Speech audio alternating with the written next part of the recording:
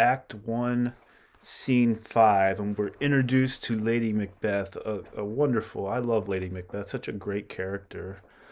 Lady Macbeth reads her husband's letter about his meeting the witches. Witches.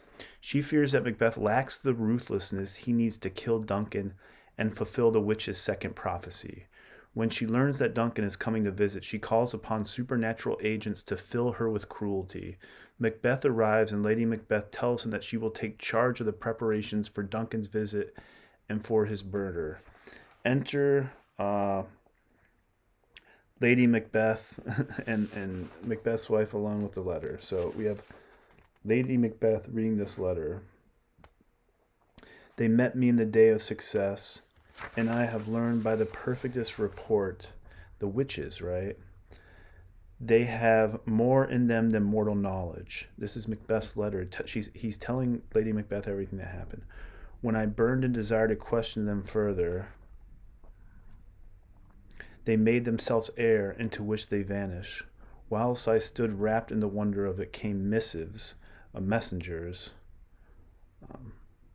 Right, the missives were the messengers here. From the king, who all held me thane of Cawdor, by which title before these weird sisters saluted me and referred me to the coming on of time with Hail King, that shall be. You know, Macbeth is telling her everything here, right? This have I thought good to deliver thee, report to you, my dearest partner of greatness, right? That thou mightest not lose the dues of rejoicing by being ignorant of what greatness is promised thee.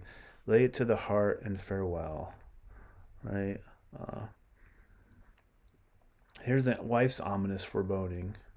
You know, the wife's ominous foreboding here. The king, glamorous thou art and Cawdor, and shall be what thou art promised. Yet do I fear thy nature is too full of the milk of human kindness. Macbeth is too kind. Your nature, Macbeth's nature is too full of the milk of human kindness to catch the nearest way. Thou wouldest be great, art not without ambition, but without the illness. Macbeth, you have ambition, and we've seen that, right?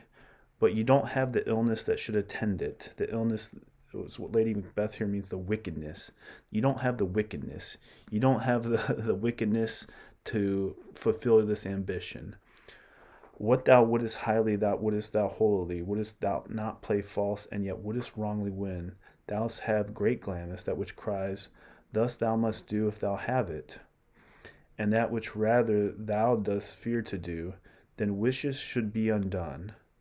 Hie thee hither. She's encouraging Macbeth here, right? That I may pour my spirits in thine ear. I'm going to pour my thoughts, my spirits in your ear, and chastise with the valor of my tongue all that impedes thee from the golden round. Everything that's holding you back, I'm going to help you with this. The golden round here, the crown, right? Which fate and metaphysical, the supernatural, the weird sisters, aid does seem to have crowned thee withal. The messenger, where is your tidings? The king comes here tonight. Thou mad to say it. Is not thy master with him? Who, were it so, would have informed for preparation? So please you, 'tis true, our thane is coming. One of my fellows had the speed of him, who almost dead for breath, had scarcely more than would make up his message. Give him tending. He brings great news. So, gathering strength here. Here's a Lady Macbeth. Here's Lady Macbeth here talking. A soliloquy, right? She gets her moment. Lady Macbeth's such a great character in this play. The raven himself is hoarse that croaks the fateful entrance of Duncan under my battlements. Come, you spirits that tend on mortal thoughts, unsex me here. Unsex me here is, take away the stereotypical womanly, weak, emotional, unsex me. Make me this brutal, this heartless, treacherous person, and fill me from the crown to the toe, top full of direst cruelty. Make thick my blood. Stop up the access and passage to remorse. Make me not feel guilty about anything. But think of one of our class themes, both Macbeth and Lady Macbeth have this immense guilt.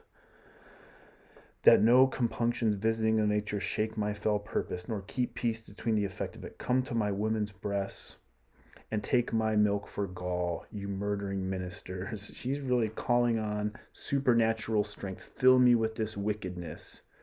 Wherever in your sightless substances, you wait in nature mist, come thick night and pall thee in the dunnest. Pall, enshroud me in the darkest. You know, enshroud me in the darkest smoke of hell. That's that line. And pall me in the dunnest smoke of hell, that my keen knife see not the wound it makes, nor heaven peep through the blank of the dark to cry, hold, hold. So Lady Macbeth's soliloquy, she's conjuring up her own, you know, her own treachery here, right? Make me act in this vile and cruel way to get this power. And we'll look at this power a little later. Traditionally, Lady Macbeth is seen as just this harpy, this woman with this power, and I think she's much more complicated than that. And she has some just amazing lines. Great Glamis, worthy Cawdor, greater than both, by the all hail hereafter. Thy letters have transported me beyond this ignorant present, and I feel now the future in an instant. Macbeth, my dearest love, Duncan comes here tonight, and when goes hence? Tomorrow as he proposes. Oh, never shall sun that morrow see. Your face, my Thane, is as a book. Remember what I was saying about Macbeth's faith. It's like Macbeth's face, like a book, right? May read strange matters, to beguile the time, to deceive people today. Look like the time, bear welcome in your eye, your hand, your tongue, like the innocent flower, but be the serpent under it. Evil, the serpent's evil here, right? The snake, the serpent, right? He that's coming must be provided for, and you shall put this night's great business into my dispatch, my management. Let me take care of everything. I'm going to set it all up, which shall to all our nights and days to come give solely sovereign sway and masterdom. We will speak further. We'll talk about this later. We'll talk later, wife. Only look up clear. Look up clear. Appear undisturbed. Act cool, man. Be cool, Macbeth. Don't look like you're thinking of anything. To alter favor ever is to fear. Leave all the rest to me. So they're plotting and planning and putting the wheels, the in order here. And you see they're working as a team. So we're introduced to Lady Macbeth in this scene. If you're going to write about Lady Macbeth in this play, this is a really important scene. We see her character.